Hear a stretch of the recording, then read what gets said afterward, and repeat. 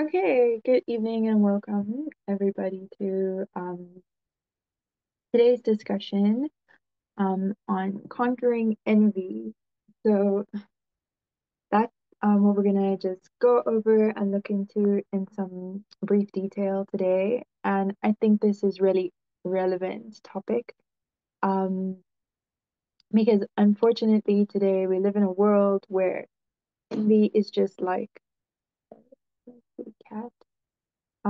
Envy is just extremely rife and kind of normalized and unchallenged, unnoticed. So we really want to look at ways in which we can take that out of our heart and our life because it's incredibly destructive.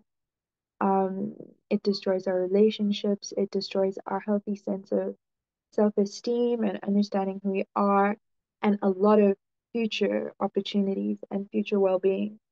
So we really don't need that. So yeah, Um, first of all, what we should look at is understanding the the root cause of envy. So, what is it exactly that um, this feeling, this lower nature feeling is coming from? And I say lower nature because we have a higher and a lower nature. So, obviously, lust, envy, greed, malice, all of these kinds of things are more relating to our animalistic, non-conscious, materialistic nature. Because we all have a spiritual and a materialistic nature. And the materialistic nature is something which is coming from our desires and our senses and our conditioning, and which we should naturally try to grow out of because it's animalian, if that makes sense. And it's really actually causing us a lot of hindrance in making progress on a deeper conscious and spiritual level, which we might not even be aware that we need to do. We need to make that progress because we don't want to keep getting stuck in this miserable world and being born into difficult situations more and more.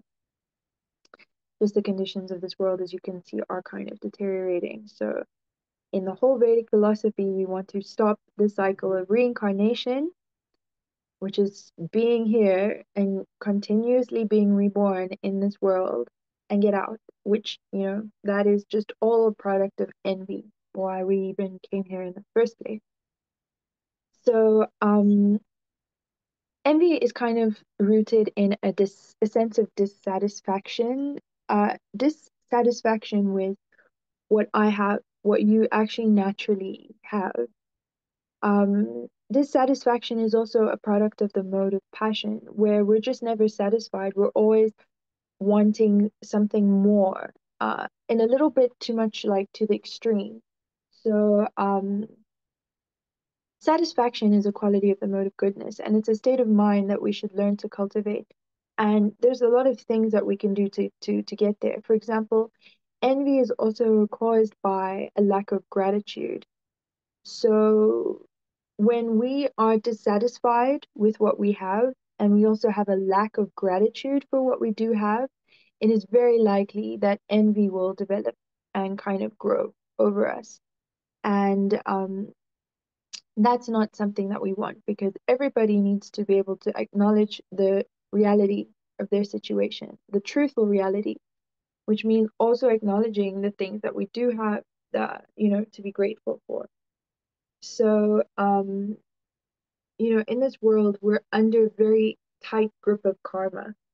And what we have now and in this life is a result of our desires and things from the previous life, what we might have been thinking about at the moment of death, our material desires at that time, all of these material desires. So how much we can actually change in terms of our current situation, circumstances, and who we are is kind of limited. It's kind of limited to a certain degree, although you can have ambition and potential and make great leaps and bounds.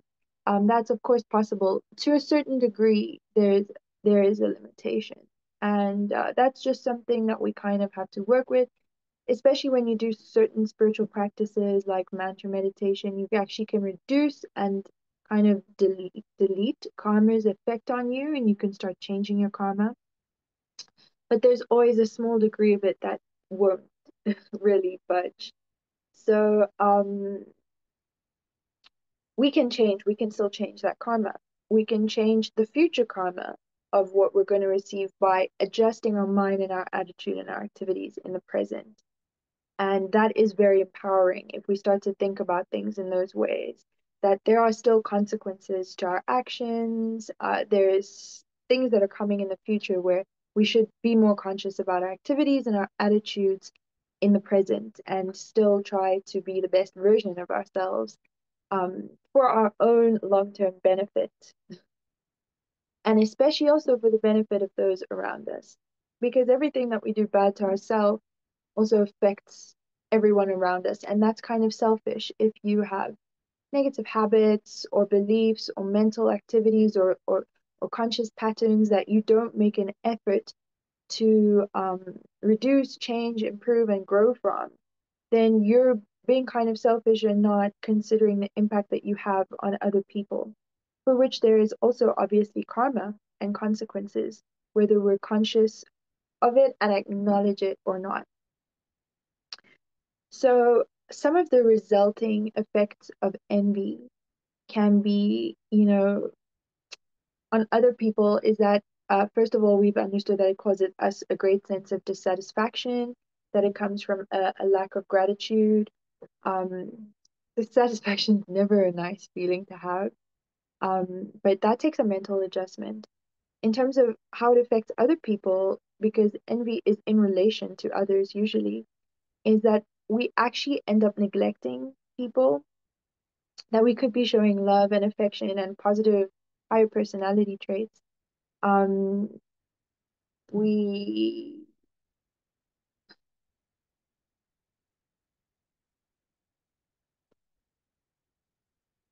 excuse me, I have these stupid pop-ups that come up on my phone.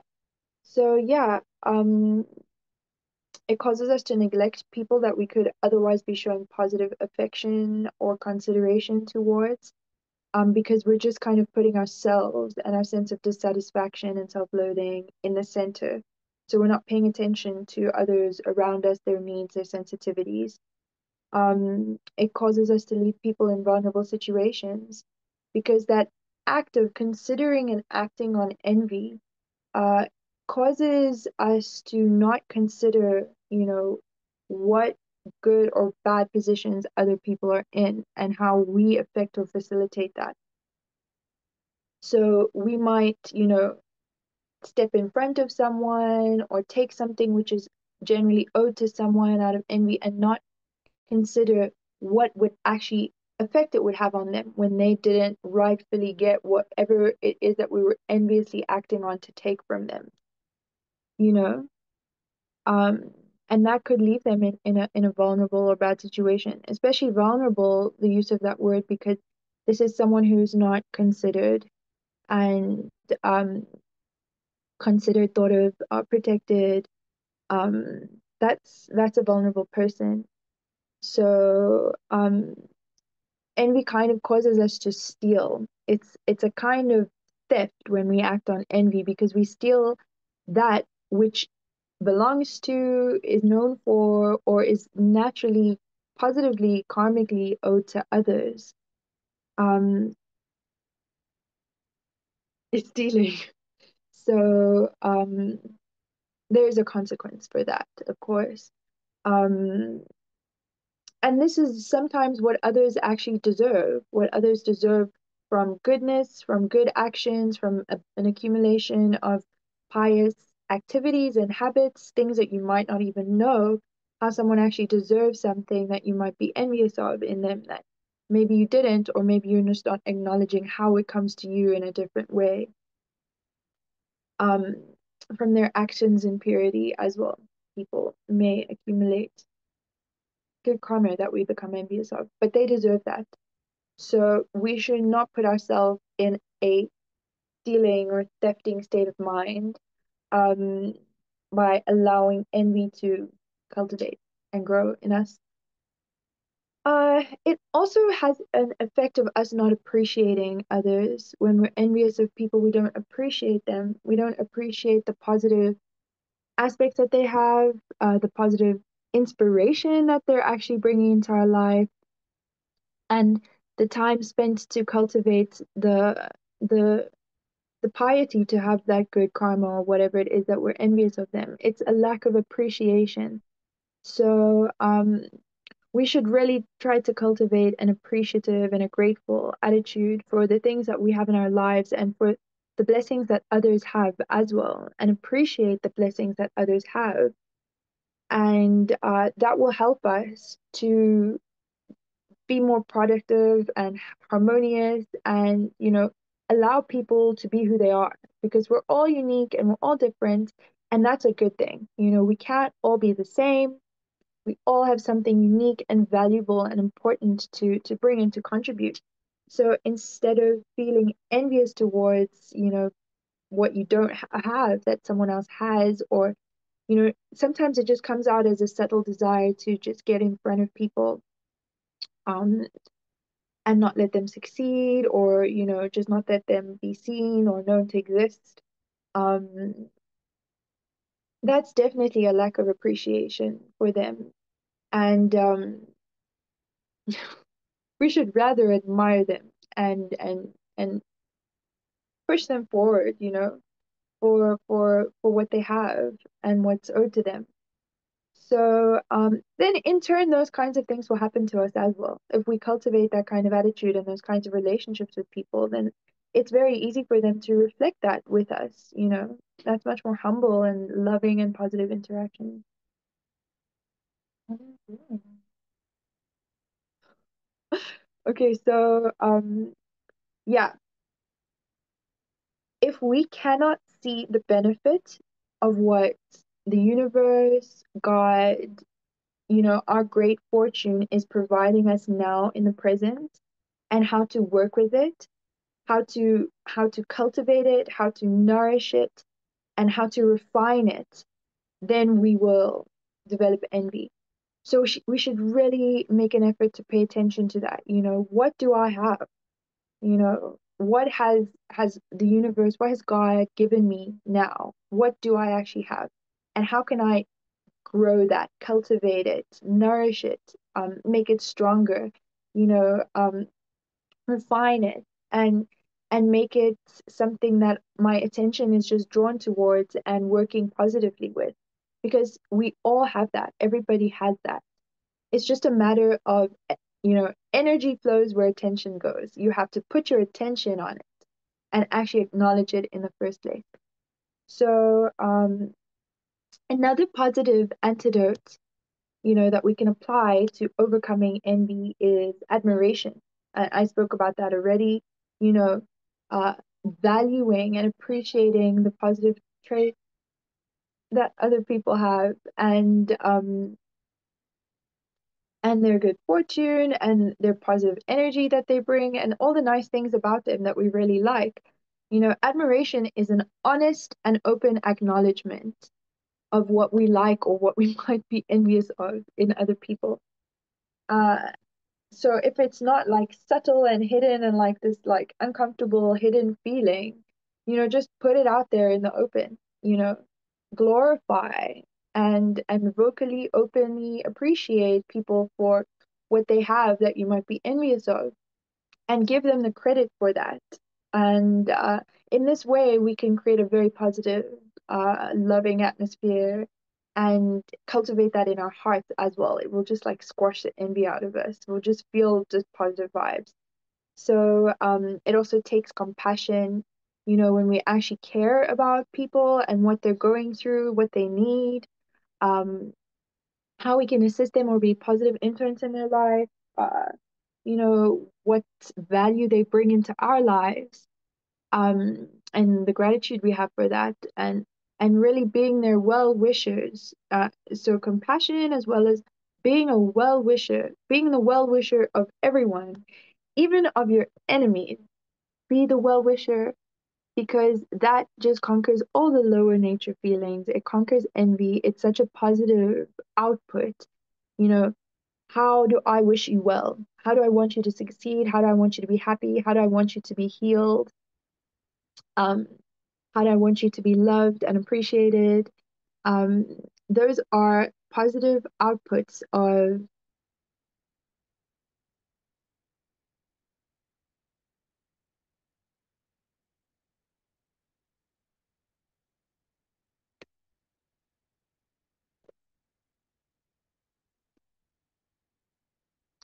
sorry, pop-ups. Those are positive outputs of a higher nature, a spiritual attitude.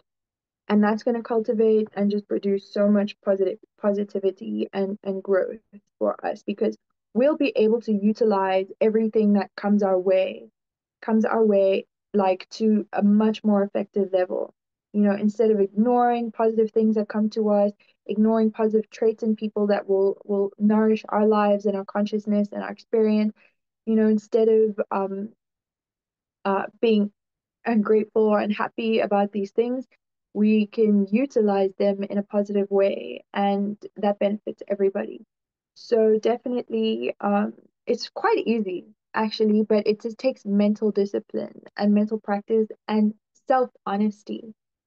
Self-honesty, because if we're in denial about it, that problem's never going to go away.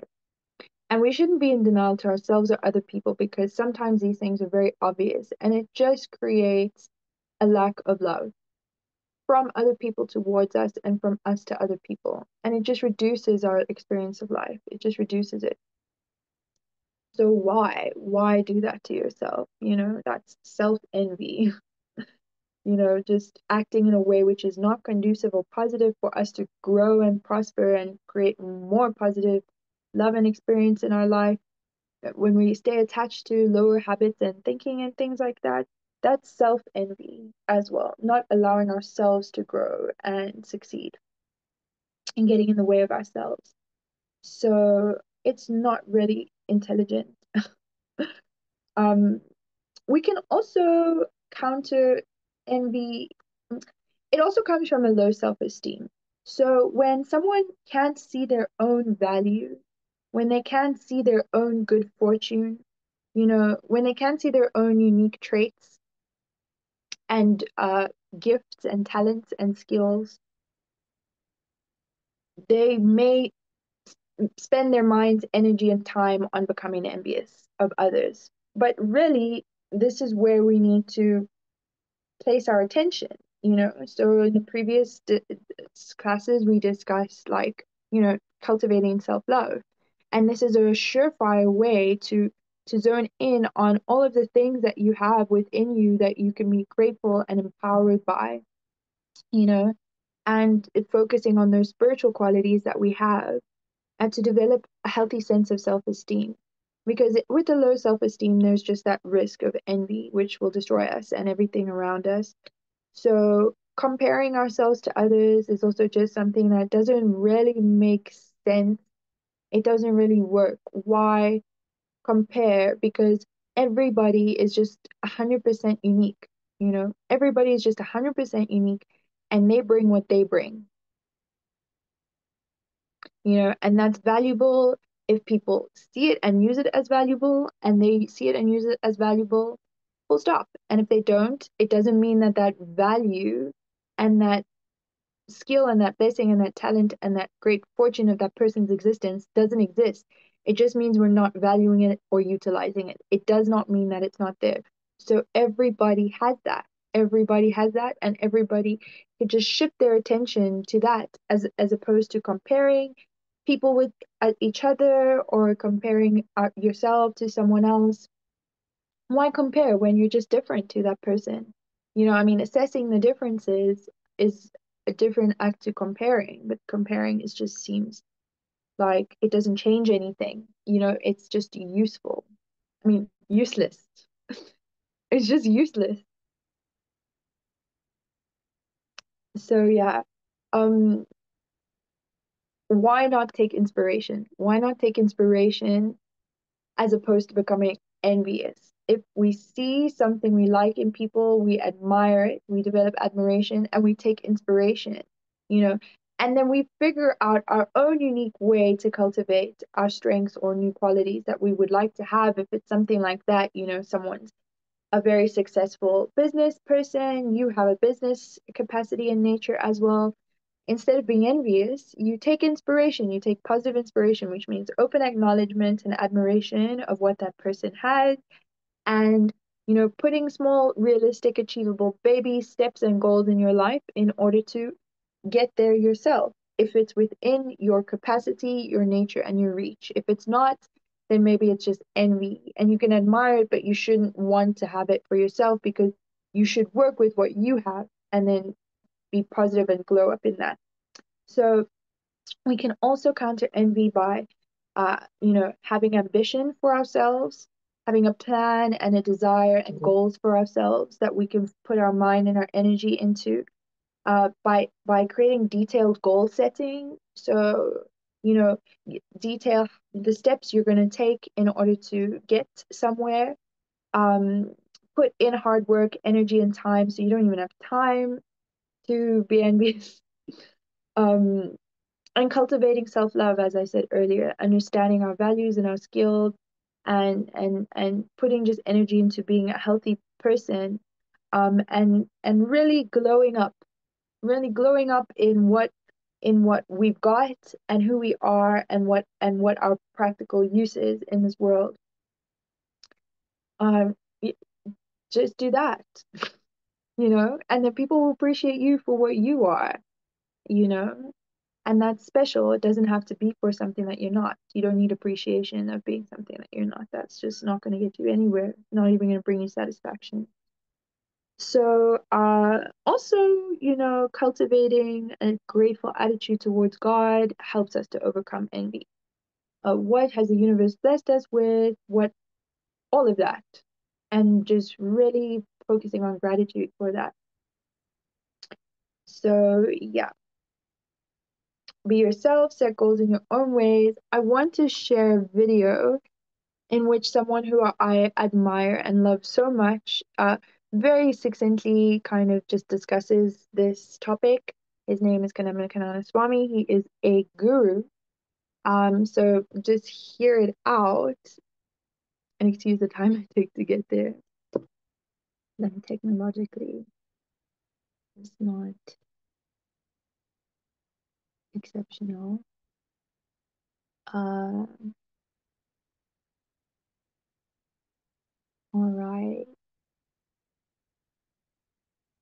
here we go.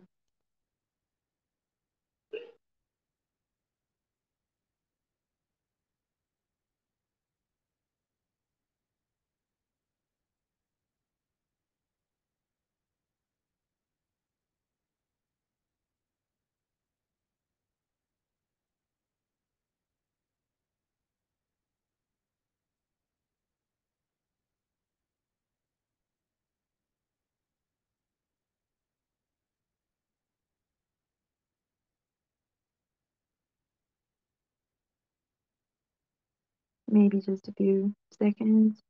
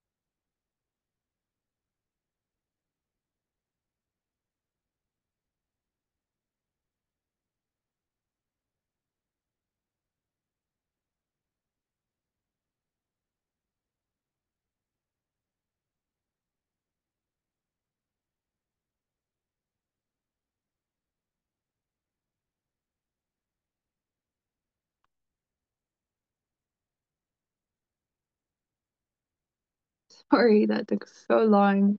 Here we go.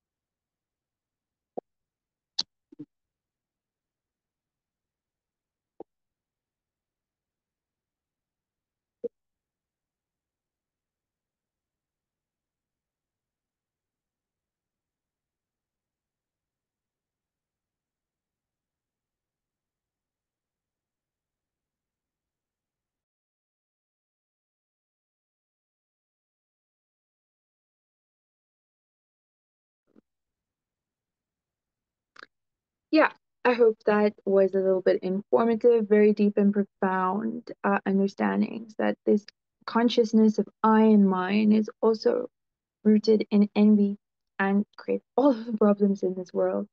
So if anybody wants a link for that, let me know and I will share it with you.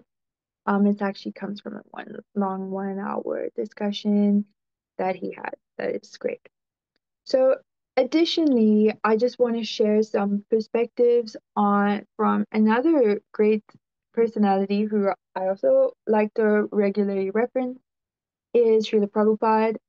And these are some of the insights and things that he had to say on the topic of envy and overcoming envy, which are also really profound and helpful. So he said first we have to acknowledge that envy comes from, it's due to being illusioned. It's due to being illusioned by the material energy.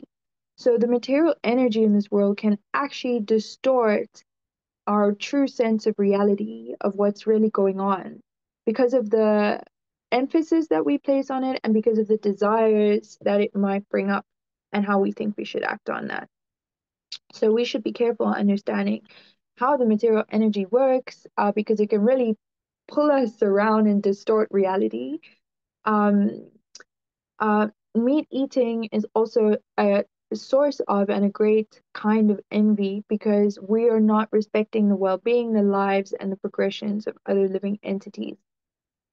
And we are envious of their existence, of their progress for our own personal benefit without thinking about their well being. And that is something which is quite evil and destructive that is very normalized in today's world, but a great, great, great, great tragedy and evil thing that's going on a massive scale. Thirdly, because we also have minute independence, so when we misuse, that's how envy can actually creep in. Like if we have this minute independence, we have this independence to choose how we think, how we perceive things, and how we act on things. And when we choose a way that is selfish, when we choose a way that we want to be in the center, when you choose a way that ignores the well-being of others around us, you know, when we choose a way that these things can create envy or be a source of envy or an act of envy. So definitely self-awareness of the choices that we make and how we use our freedom and our independence. Um, so also Prabhupada spoke about how, like, okay, here's basically an example. He says this attitude of envy is basically something which is a materialistic consciousness, and a person in a spiritual consciousness doesn't have envy. The envy cannot exist in the spiritual realm, in the spiritual world, in a spiritual higher consciousness. If um if we become envious, he said, oh my God, brother, he has become so popular, he is making so much progress. So let me put some impediments towards his progressive path. This is also material. This is a materialistic attitude.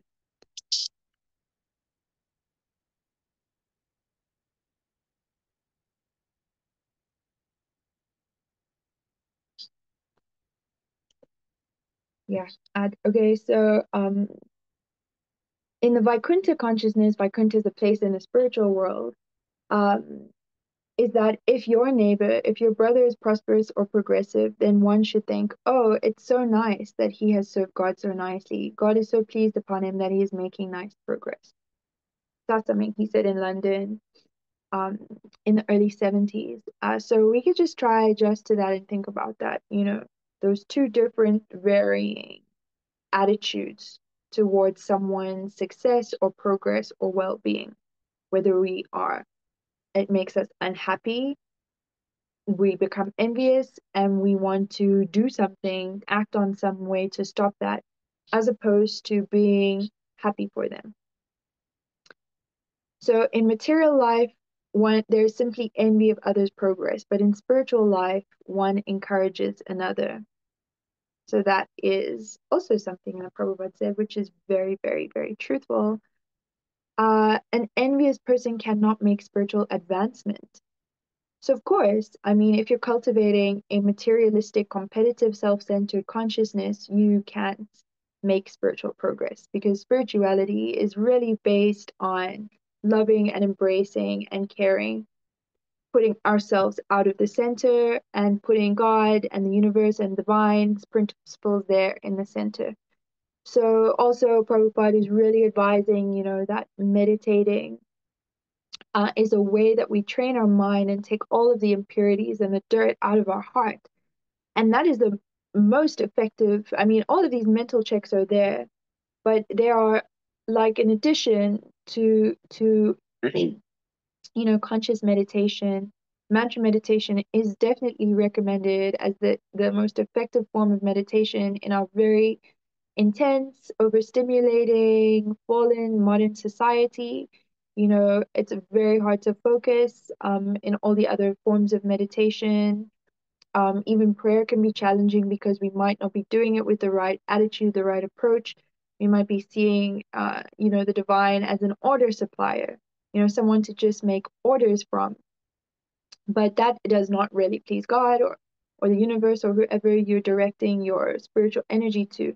There needs to be a positive, attitude of humility, a relationship of reciprocation and spiritual endeavor, to be favored and to serve with love and consciousness, um, the divine and everything that they have created, and respect all of the other living beings that are also belonging to that divine source. So really, considering the divine way of life, putting that in the center and not ourselves, might seem scary, like, oh, how do I know I'm going to get my satisfaction?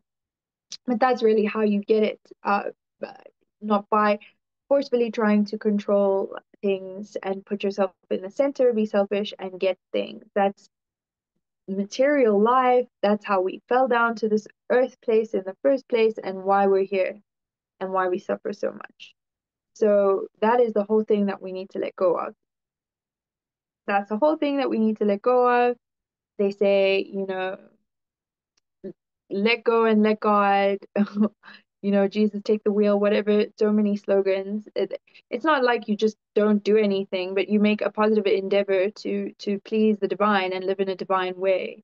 And therefore the reciprocation is that good karma comes into your life and blessings and love and protection. So we can definitely make an effort in that way. A perfect Paramahamsa, Prabhupada said, is perfectly non-envious. He loves every living being in relation with the Supreme. So when we love every other living being in relation to the divine, then we are non-envious because we understand that they are loved and that they are blessed and that they are protected and important and special to a divine creator. And therefore we respect them, we well wish them. We have to think that all the time. We wouldn't be doing so many of the bad things we're doing if we had that consciousness. We wouldn't be acting on envy, we wouldn't be meat eating, we wouldn't be lusty and greedy and exploiting and all of those things. So you can just really sit on that and think about that and how deeply, deeply, profoundly that will affect everything in this whole world, from like you and your tiny little experience to like all the way up. And you will see that it's profoundly the root solution to like everything. So here are like tips for you to just really, the best tips you'll ever get. Um, so I mean, not only everything from me. I'm hopefully we will be able to speak with someone next week that also has very great insight on this. So yeah,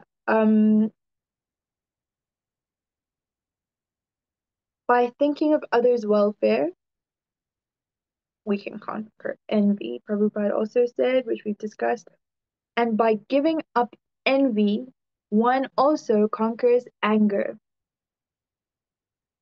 Because anger is based on unsatisfied material desires, when we don't get what we want, in a materialistic kind of attitude or way, then anger is usually produced. Of course, it's not always the cause of anger. There are some higher nature ones as well, like for the protection or defense of an innocent person in an unfair situation, things like that. Of course, that's a good thing.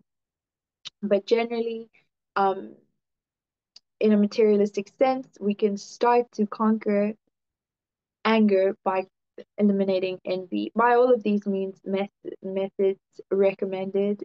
So, cultivating a meditative attitude, practicing meditation, learning how to control the windy, restless, uncontrollable mind, cultivating positive attitudes and habits, becoming grateful, really becoming grateful on a deep level from a material to a personal to a spiritual to a social to a national. Um, Cultivating admiration of others, openly acknowledging that, what we admire in others, taking inspiration and positive inspiration, loving ourselves, respecting ourselves, acknowledging our spiritual qualities, setting goals and ambitions in line with that, and what's naturally accessible and productive and good and easy and good for us.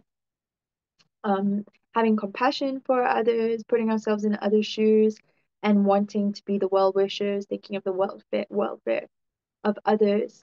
Um, and yeah, those are just some of the tips that I have for you today on this topic of conquering envy. So I hope that is something useful to you. And if you have any further personal queries or questions, doubts, reflections, um, desire for some of the references or resources, um, confusions, uh, definitely please reach out to me personally and let's just glow up. Let's glow up in this world together, be the change, everything. All right.